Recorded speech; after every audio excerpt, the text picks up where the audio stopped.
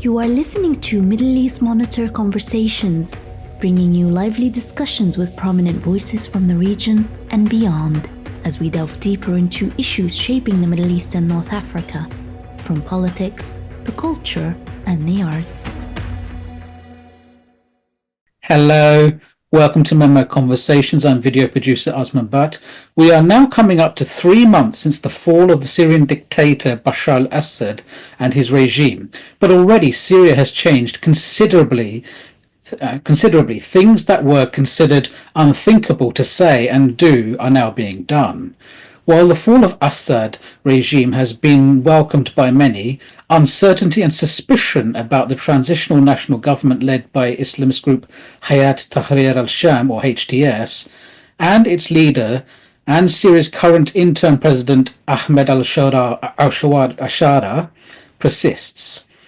With concerns of the future of democracy, human rights, stability, and whether the Mediterranean country can hold together, Syria continues to face serious challenges. Joining me now to make sense of all this is Sarah Hunaidi. Sarah Hunaidi is a Syrian writer and member of the... Hunaidi? Yes. I apologize, it's Hunaidi. I always do this, don't worry. Sarah Hunaidi is a Syrian writer and member of the Syrian women's political movement.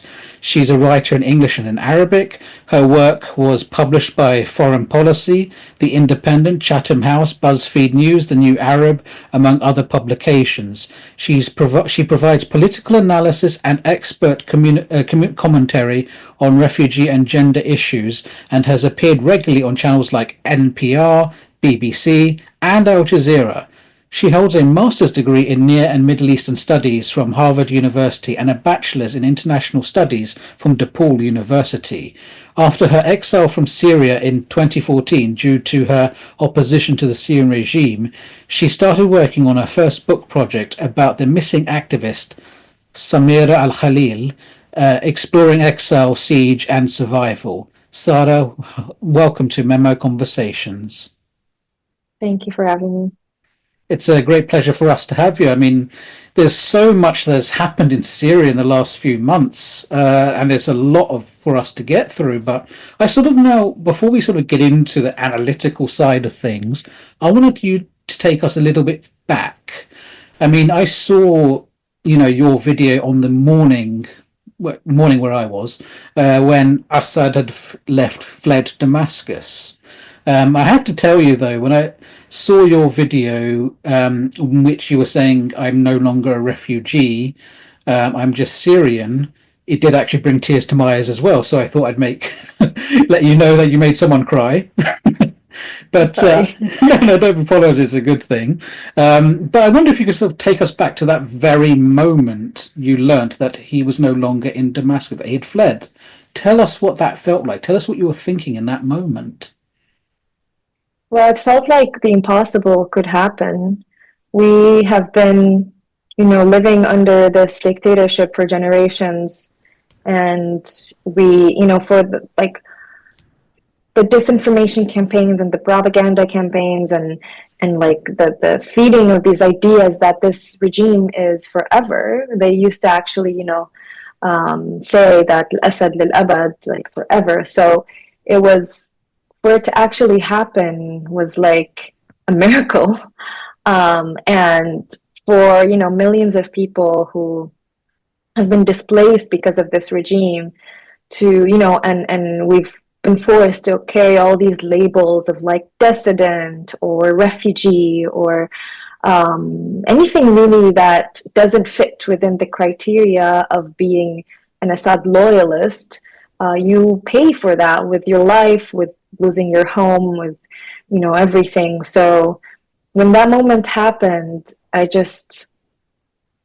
it was like a shock to my system to realize that the home I've been coping with its loss for the past decade is accessible now. I mean, just being a refugee is not that there's something wrong with being a refugee, but it's more that you sort of have no rights in the world if you fall between the cracks.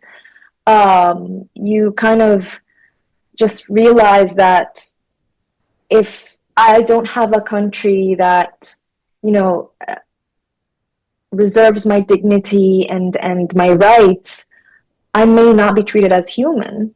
And this is what happens when you become a refugee. You kind of put yourself in situations to survive. And when that moment came when the Assad regime fell, I suddenly was like, wait a minute. I feel human again.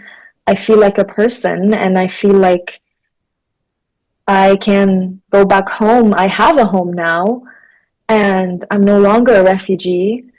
Um, and I will actually have a future in my own country. And there's hope. Basically, there's hope. When before that moment, there was no hope, and now there's hope.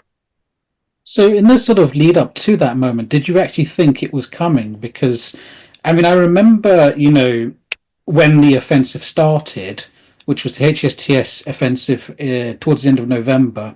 I was actually interviewing another Syrian at the time, and there was this creeping feeling of something has happened. We're not sure what's going to happen. And then the next day after that interview, like the second or third day, they've taken Aleppo, and then the mind sort of creeps a little bit, doesn't it? It sort of says, "Wait a minute, is it possible? This can't be true." And then gradually it just speeds up throughout the next week. And then from a lot of what I could see, a lot of Syrians were sort of confused, not quite sure what to make of it. But there was a huge emotional outpouring just before Damascus fell. After the images coming out of the prisons, I remember when that happened, that's when there was a huge shift around all the Syrians I knew, just those images of people coming out of the prisons. But there was always this mental disbelief. Is it going to happen? Is someone going to stop this? Are we even watching this? How did you sort of feel in those weeks leading up to it? Well, I was following everything. I was barely sleeping. I couldn't believe what was happening, but we've had false hope so many times in the last decade more. And every time we would believe that we would, take back our country, this hope would be killed. And so it was like kind of not allowing ourselves to, feel it until it really happened, until we saw people, we saw detainees freed, and we saw people filming and screaming from their windows, Assad is gone. And it's just, and it happened also like in the early mornings. So people were just waking up to, the whole country probably was just waiting to see what will happen. It was just, mind-boggling to know that, especially for the detainees and the detainees' families, that detention, which used to feel like they've put our loved ones, on another planet, is just a door that could be opened. And it's just, again, like this hope that we've forsaken, or kind of, was taking from us, is suddenly returned.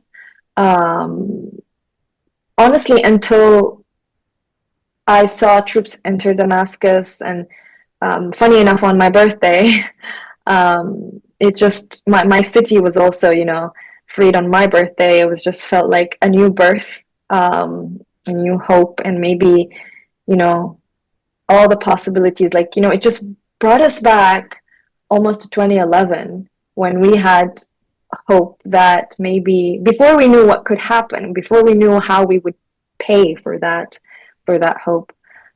So it just brought us back to life. It's a new birth in some sorts. Yeah, I have this feeling now that most people for birthdays, they go out and they get a cake or whatever. I feel like what you require as a birthday present has just risen like a whole degree. That's exactly what I was telling people. Like, I can never top this present on my birthday. Like, maybe next year, maybe, I don't know, we would free Palestine or something. But you never know. Yeah, you never know. I mean, you've got many birthdays to come, so there's many more places you can free in that time. Exactly. So before we sort of get on to the analytical side, to do with the current transition that is happening, what do you think? Because it feels like it needs to sort of finish off this part. What do you think the legacy of the Ba'ath Party, Bashar al-Assad, his father, how do you understand it now? How do you think it will be remembered now? You mean among Syrians or in the world? Syrians.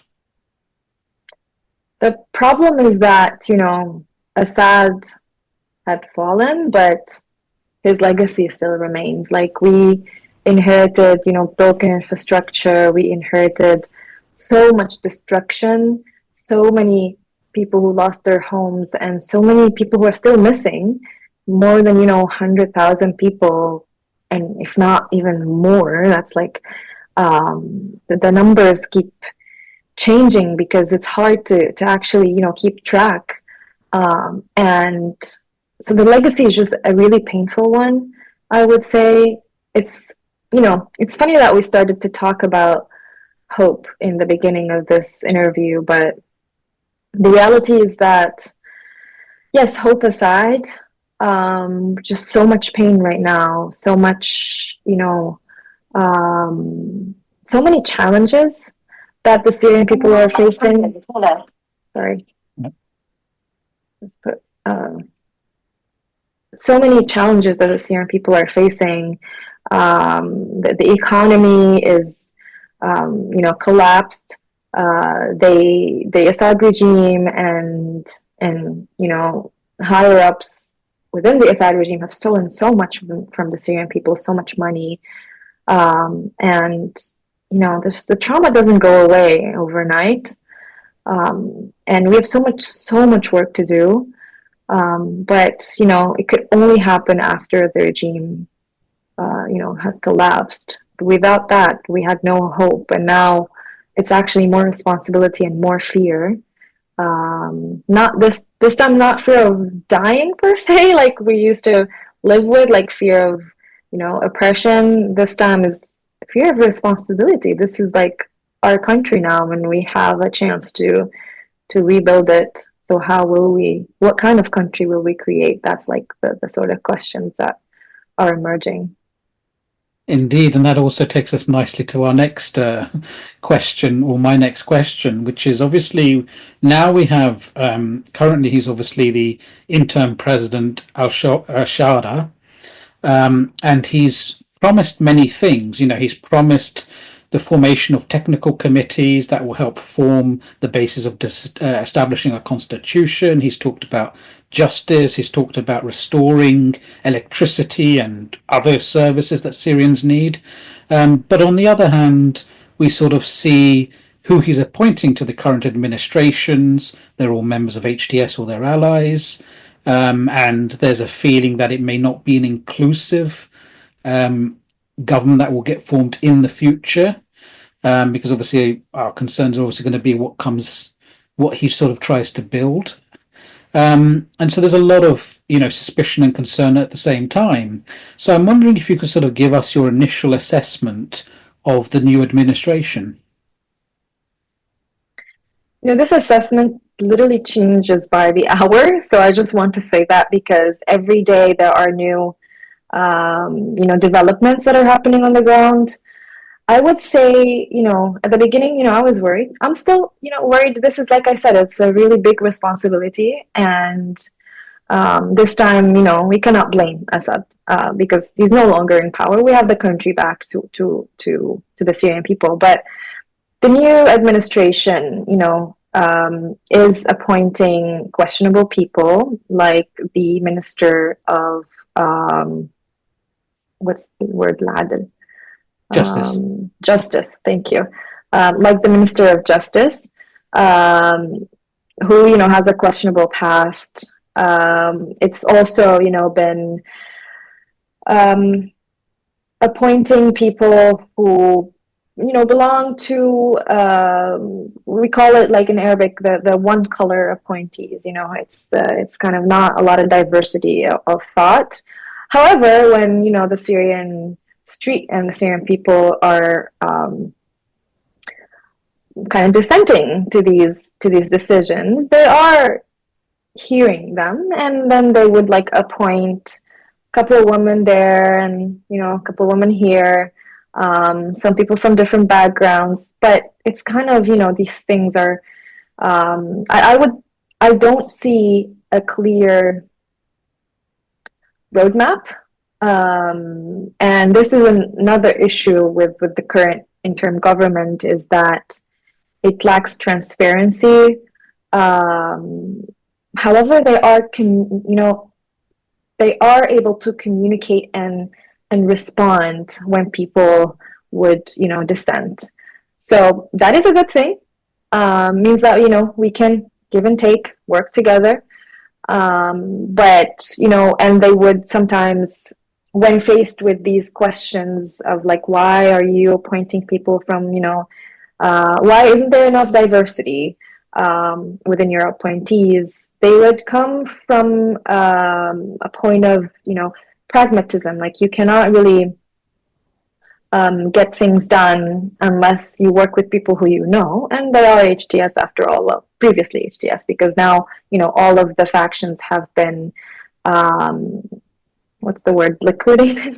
Disbanded. Yeah, disbanded. All the factions have been disbanded.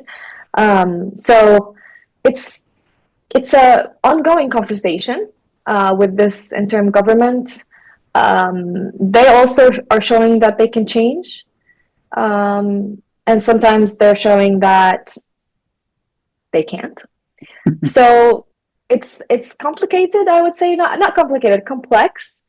But my assessment is that 50-50 right now. Every day, the people at least are participating in politics. Even previous regime supporters suddenly realize that no, it's wrong to arrest people in the way that the regime used to do. Suddenly they know now that people have rights, while they have been silent for the past 50 years. But that means that people, there is kind of environment of freedom that's happening in like political discussions right now. There has been political discussions with the kind of national, one second, what's the word for حوار الوطني, national dialogue, national dialogue, yeah, committee, yeah. So right now, like, we see the national dialogue committees, visiting different cities and involving the Syrian people. And again, nothing is perfect. Some people come out of these dialogues saying that, they only let us speak at the end as people, and they kind of, were giving kind of presentations of what they think, like the committee that was chosen by the current government. And others are saying, no, I felt like, I am participating in the national dialogue and, trying to come up with a roadmap for the country. But what I would say is that there's no clear roadmap. Like, I don't think there's even agenda for these dialogues. So I would say it's an ongoing conversation of how are we going to create a country that every single Syrian citizen would feel that they are taking part in that creation, and take into account that the diversity of the Syrian people. We are not a monolithic group. We have people from all sorts of backgrounds, religious affiliations, and just all genders and all walks of life. So how do you create a political discussion where everyone feels like they are participating, and that after half a century of no political practice, we gotta. So I'm trying to give the new administration or interim government some grace, the benefit of the doubt when I can, while keeping some standards high, because we deserve high standards. We were not going to say that, because we were told by the former regime, that we don't deserve democracy, we don't deserve human rights. But I beg to differ. It's wrong. We do deserve the best, and our standards should be high. So, and I would like to say that, the success, no matter how many differences we have with the interim government, it's in all of our best interests that they succeed. And, we I hope they do, and we want to see, a Syria that's I can, sit on the same table with someone who has completely different, political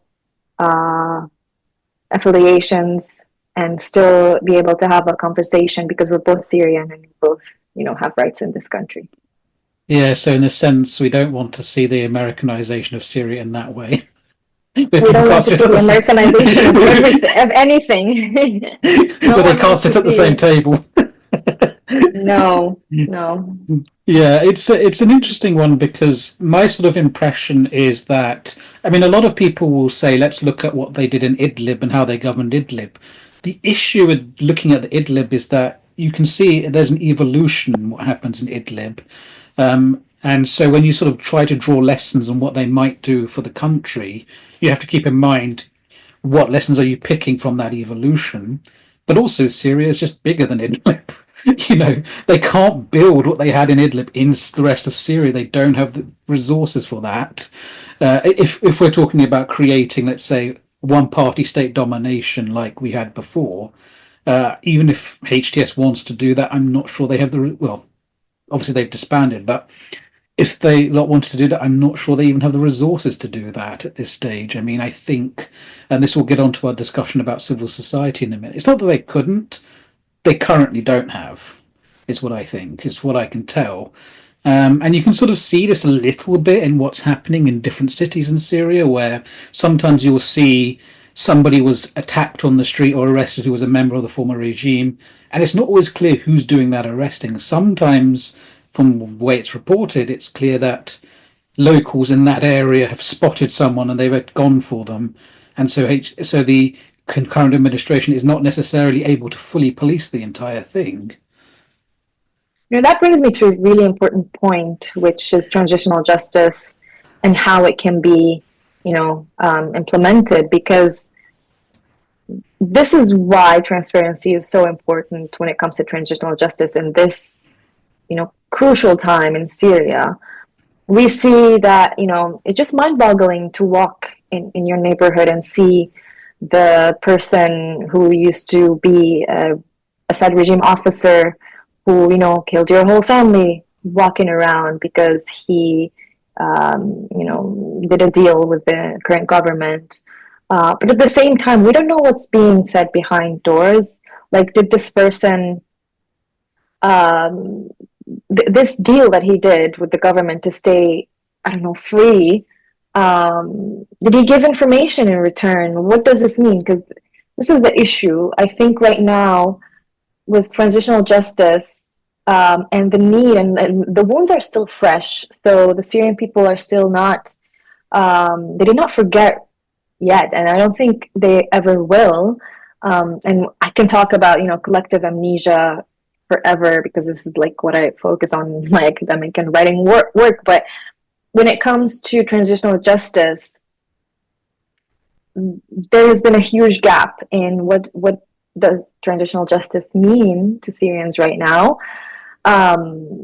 It's there again. There is no clear roadmap to how the current government is going about, trying to ensure that transitional justice is implemented. The other thing is that when you don't put this issue at the forefront, people will take matters into their own hands. And this is what's happening sometimes when, people either, I mean, there has been some effort to kind of, make sure that there are no militias here and there. There are no arms that are not, under the wing of the government. But people still have arms, and we're seeing clashes, and we're seeing even former regime military personnel with their own little factions who are still, hiding somewhere with their arms, and they even, there has been clashes between them and the new military. So it's kind of, it's still it's still a mess in that front.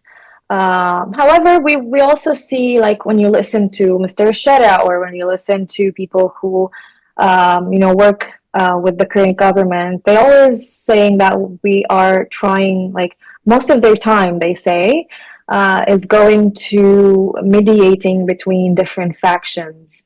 So I understand this is, a big responsibility, but transitional justice, includes this, but it also includes, prioritizing the cause of the detainees, because we have millions of family members who are waiting for an answer and information. And we see, for example, a lot of detention centers broken into, burnt, like a lot of evidence destroyed.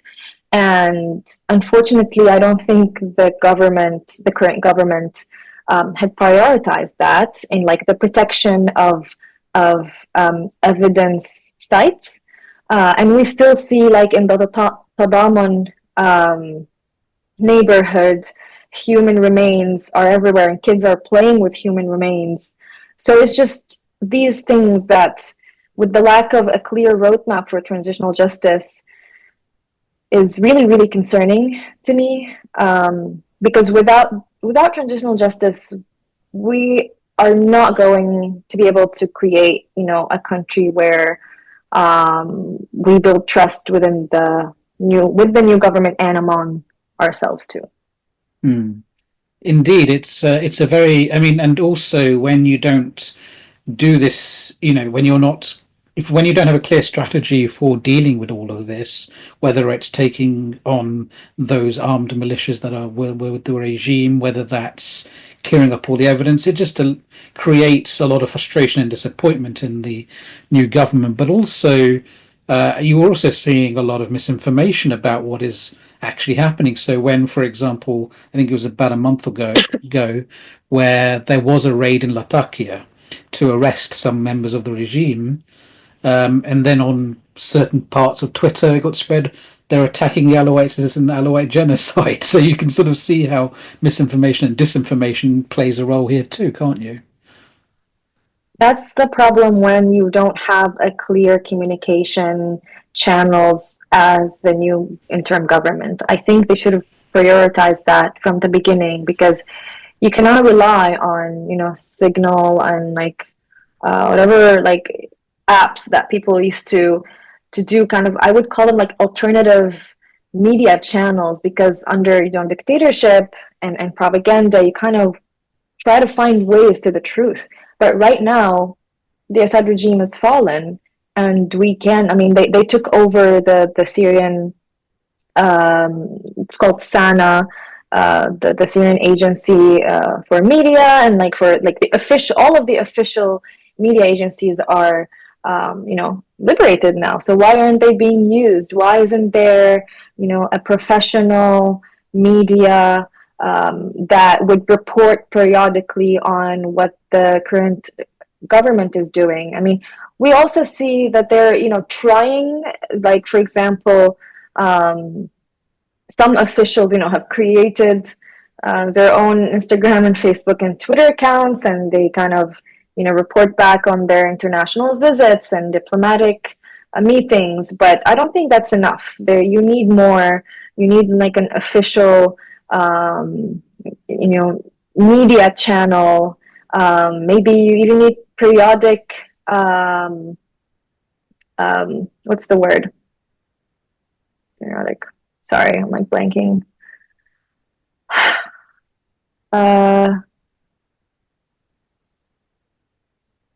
Periodic. Like, when a spokesperson for the government speaks, in the US, they, like. Oh, spokesperson. You mean, for example, a sort of represented media? Yeah, so they need, like, a media guru for a start. They need somebody, advisor. No. It's more like, actually, it's horrible if they have a media guru, because they will know how to, maneuver, how to, not really answer things, but coordinator, like, maybe. It's like Mu'tamar Sahafi. I've been so immersed in Syria that my English is like, Take your time. what's the word? Mu'tamar Sahafi is more like Press secretary. why can't I write in English? Like press conference. Oh, sorry. That's the word. Or press conference. Press conference. Like they, that could be a thing maybe in like they could use press conferences. They could use, an actual media channel, whereas on TV or even, on different, like on the internet, even though Syria's internet problem is, most people don't have access to the internet all the time, but it's still the lack of transparency when it comes to their roadmaps and communications are really, really concerning. So hopefully, with time, I mean, it's almost going to be 3 months soon, but I would say that these things should be a priority from day one. Yeah.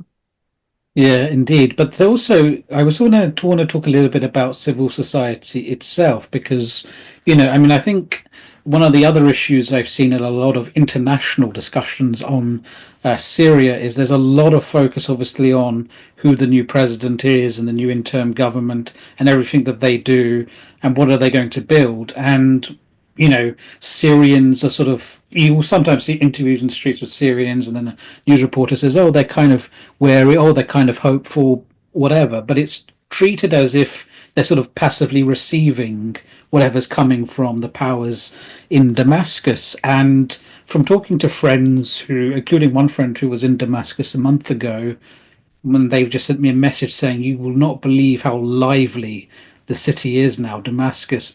Just civil society is everywhere and they're organizing and involving in everything.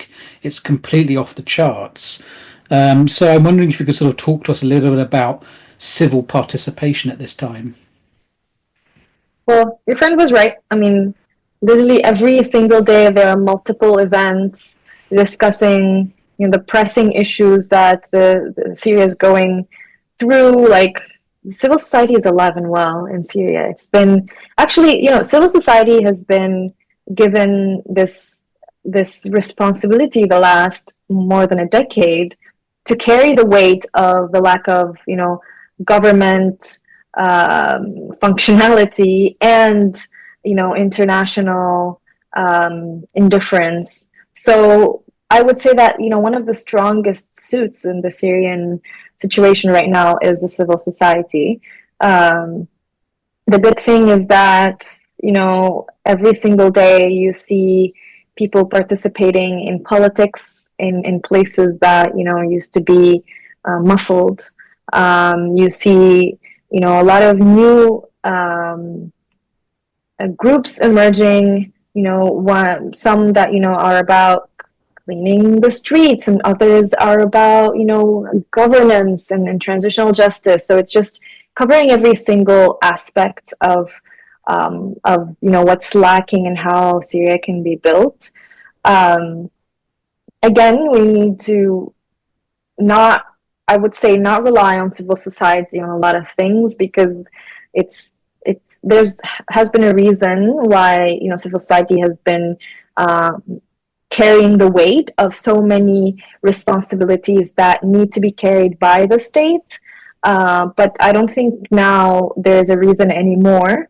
However, it's still, I would say I'm very proud of the Syrian civil society scene. Again, nothing is perfect. There are always things that we need to work through. But in civil society organizations, you see the true diversity of the Syrian people. You see mostly like women, heading organizations. You see, discussions on minorities and gender issues, and all the things that used to be on the margins are brought to the forefront. And you see discussions about art and how to preserve Syria's cultural richness and heritage. So it's just really promising, I would say. But I'm worried of like just making civil society carry all the weight.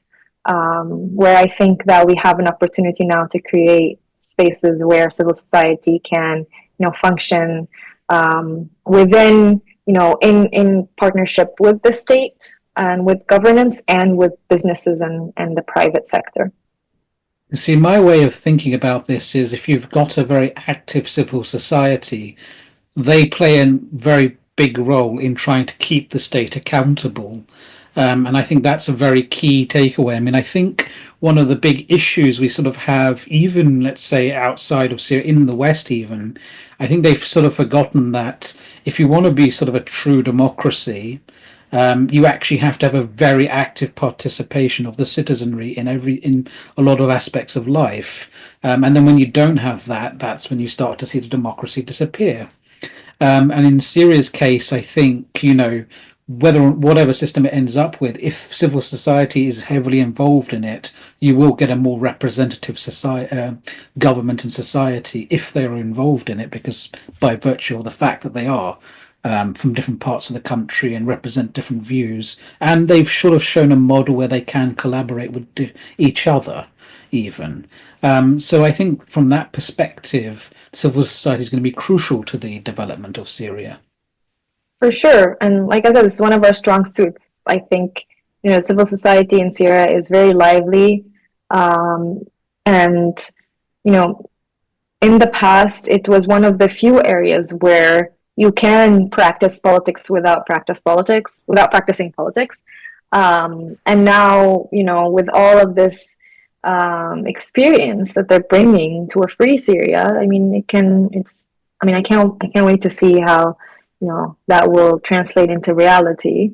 But I totally agree with you. It's a way of keeping everyone accountable, from the government to the private sector as well, because a lot of civil society organizations are working on human rights issues and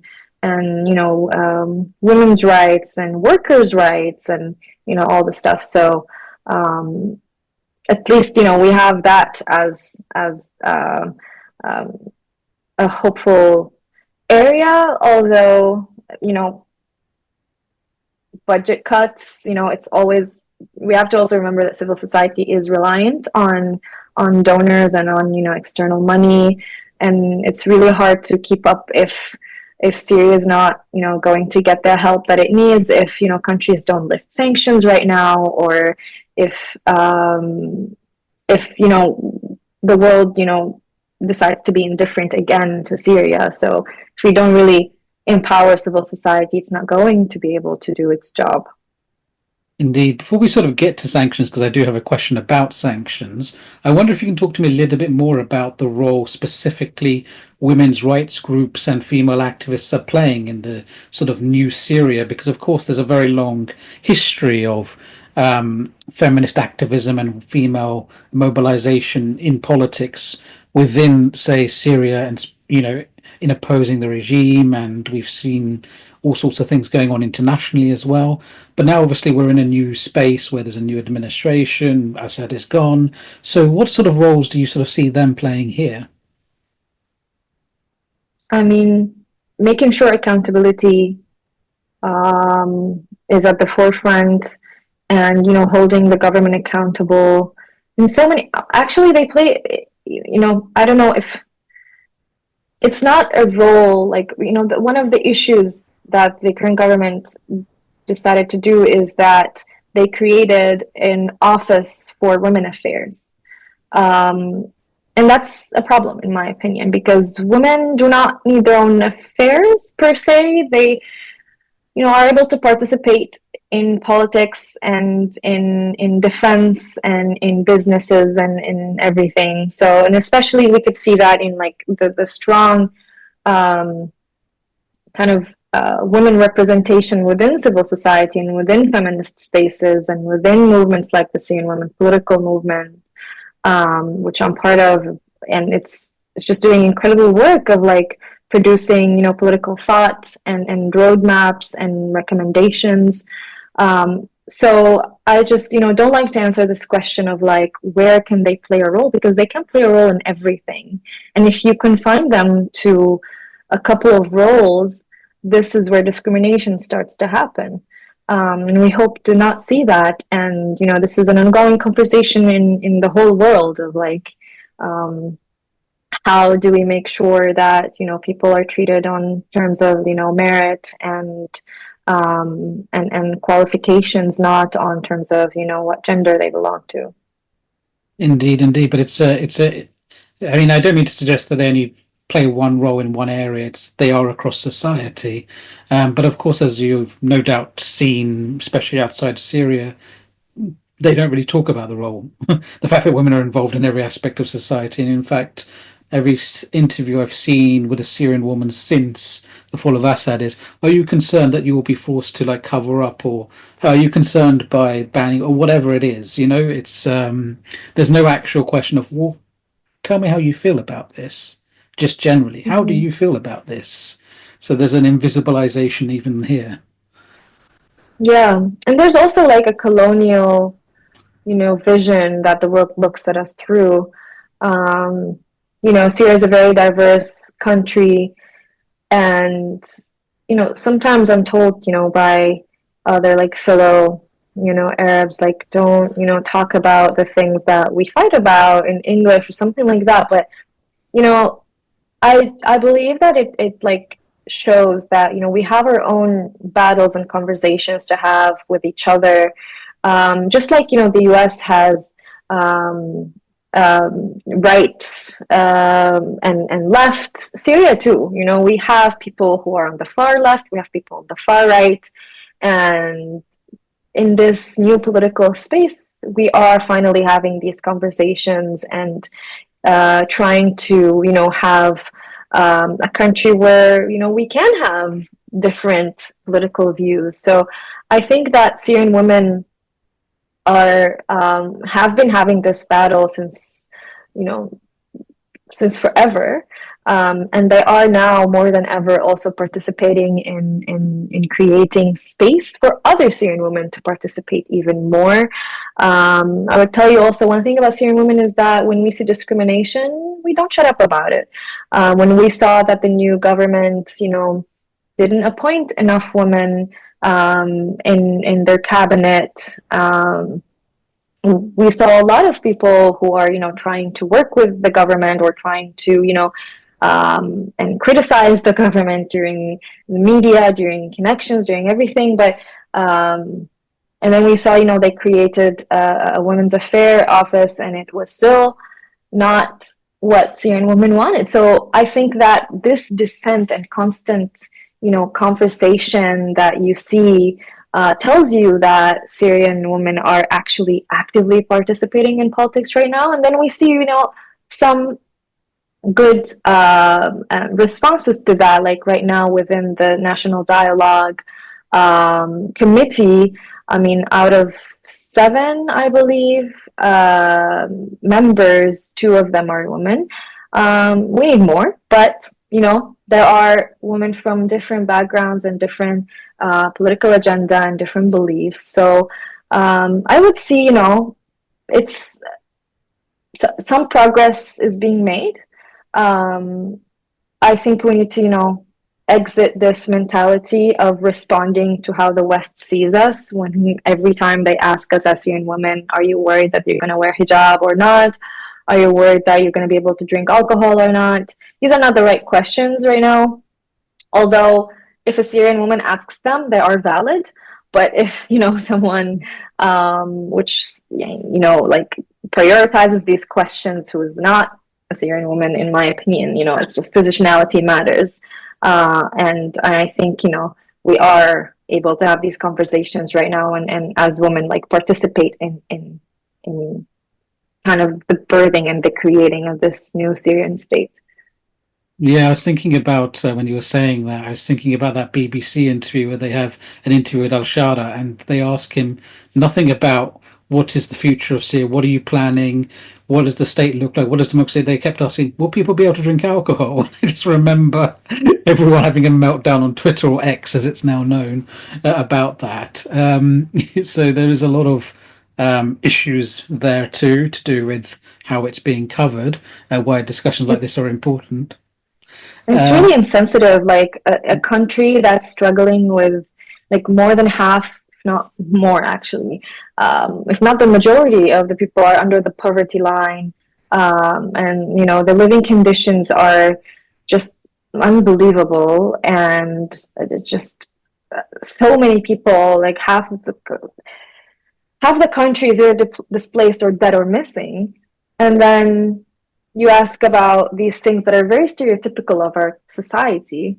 Well, if you go to Damascus, you'll see actually that there's been a lot of bars that are open, and people still, you know, if that's what your concern is, don't worry. There are still, you know, people are drinking, and bars are, you know, blasting music, and you know, it's the diversity of this country is alive and well.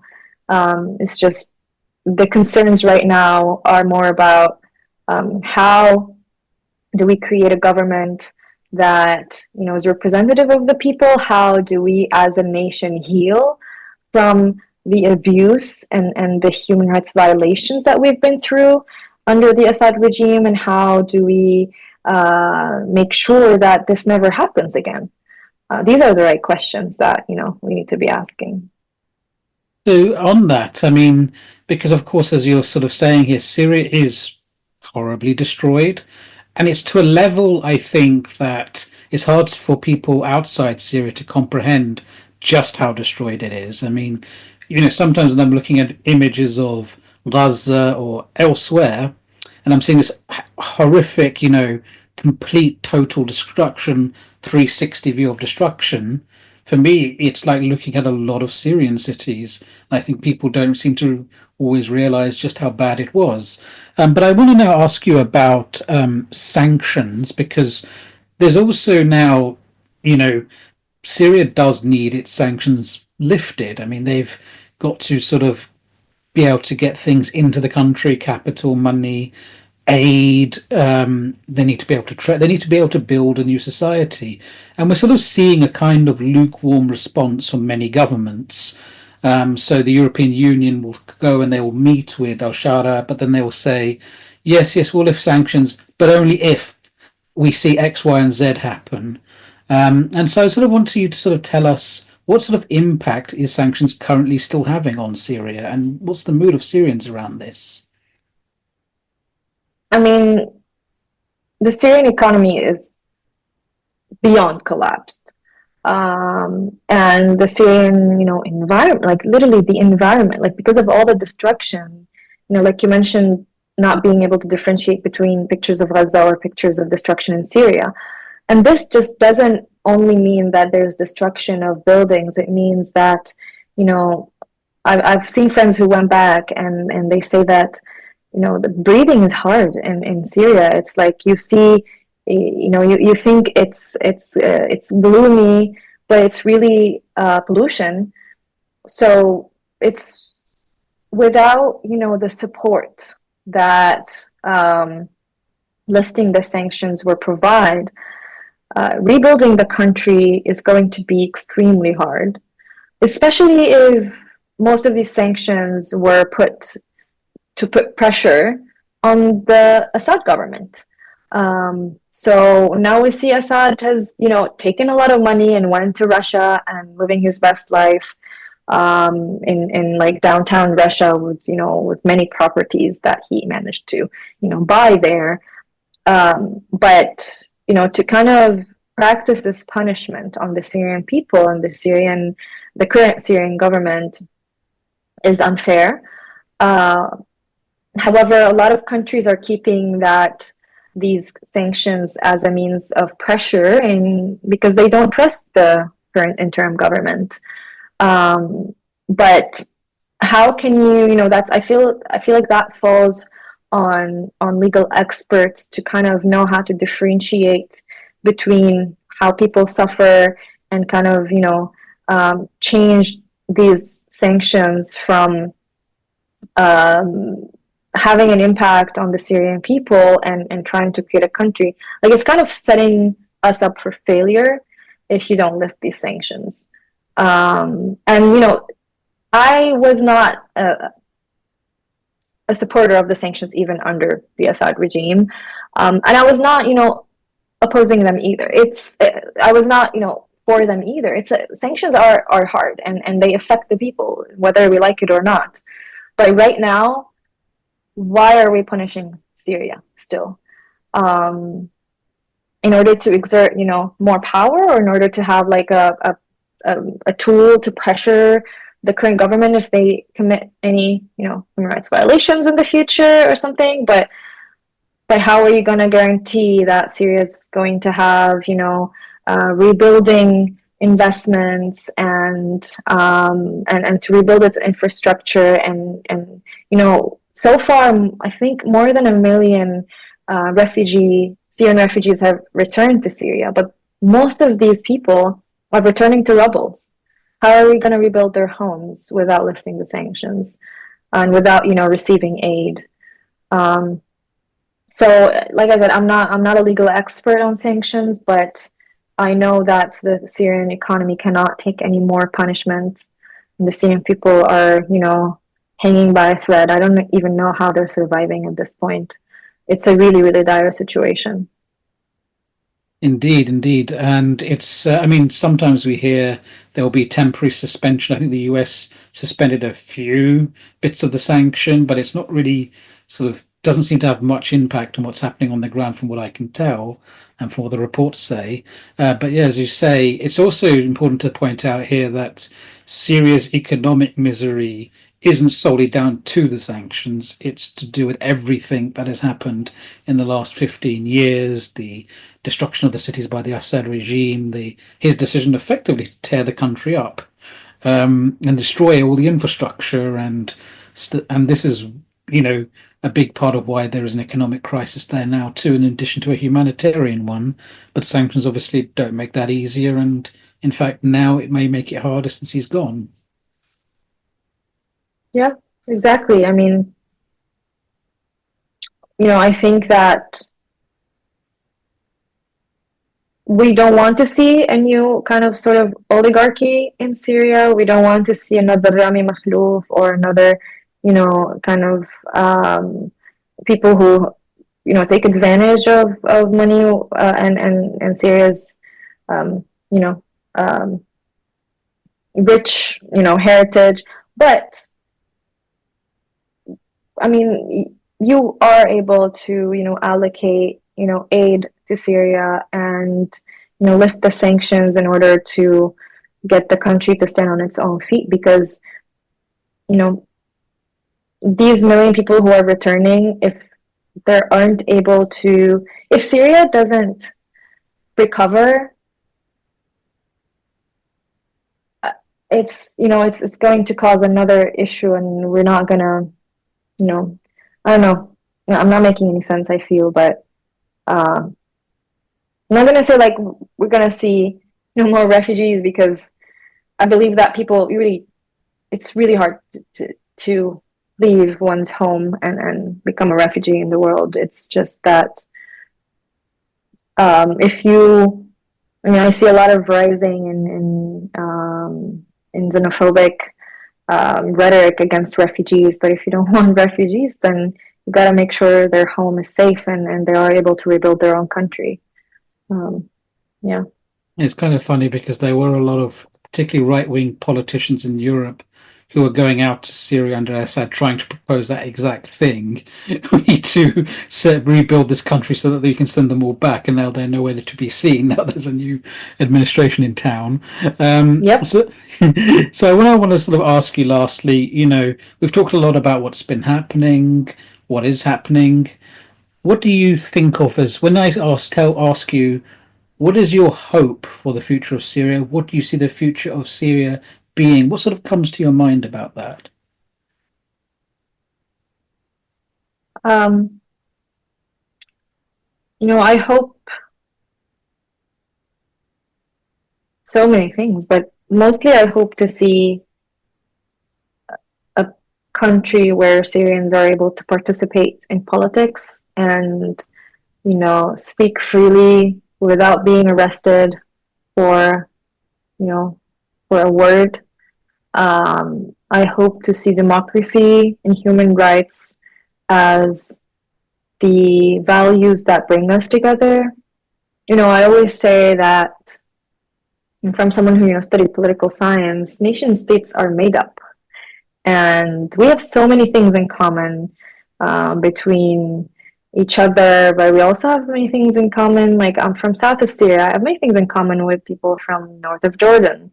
Why am I in the same country with someone who's from north of Syria, compared to north of Jordan? It's just, this nation state is a made up concept, and in order for us to find common ground after the destruction and the war that ensued, and after living through half a century of dictatorship, is to find kind of a unifying identity. And in my opinion, this unifying identity needs to be centered around values, not backgrounds, not religious affiliations, not even, I don't know, political affiliations. I think it should be about values, and this value should be protection of the human rights, protection of just respecting of the human body. And because the human spirit in Syria has been crushed, like it's been under so much abuse under the Assad regime. So that's my hope, like, for us to value each other and to build a country that has a space for all of us with our diversity, for us to not see the way people used to be arrested and treated under the Assad regime, and for us to feel safe in our own country and not have to, put ourselves in danger again to escape the only place we've ever called home. And I think we're now as close to this as we've ever been. It's hopeful, it's scary, but it's possible. And together, I think if we listen to each other, and if we take this transitional stage that we're in seriously and with responsibility, I think, hopefully we can achieve justice. I want to see people who committed human rights violations, I want to see them tried and punished in Syria. I think that without justice and without answers, there can be no real peace. But most days I'm hopeful, but it's not about really hope. I think it's about the plan that we create together, the concrete steps that we take, and kind of the experiences that we've learned resisting against dictatorship. I think now we have the chance to make that a reality, I hope. Sarah, thank you for talking to us at MEMO Conversations. Thank you for having me. To our audience who tuned in, thank you for tuning in. If you'd missed this one and would like to catch up or watch previous MEMO Conversations, you can go to our website. But please do tune in next time for more MEMO Conversations.